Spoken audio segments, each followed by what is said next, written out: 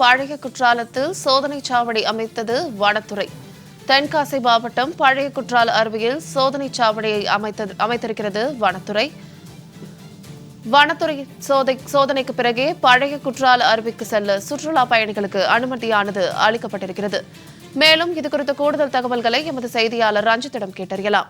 வணக்கம் ரஞ்சித், தகவல்களை பதிவிடுங்க.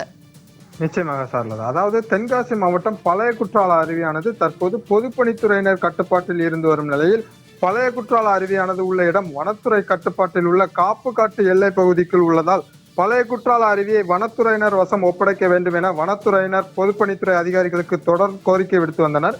இந்த நிலையில் இது தொடர்பாக தென்காசி மாவட்ட ஆட்சித்தலைவர் கமல் கிஷோர் தலைமையில் வனத்துறையினர் மற்றும் பொதுப்பணித்துறை உயர் அதிகாரிகள் அடங்கிய குழுவினர் பல கட்டங்களாக ஆலோசனை நடத்தினர். இந்த ஆலோசனையை தொடர்ந்து கடந்த சில தினங்களுக்கு முன்பு பழைய குற்றால அருவி செல்லும் சாலையில் வனத்துறை எல்லை பகுதி ஆரம்பிக்கும் இடத்தில் சோதனை சாவடி மையம் அமைத்துக் கொள்ள தென்காசி மாவட்ட ஆட்சித்தலைவர் கமல் கிஷோர் அனுமதி வழங்கினார்.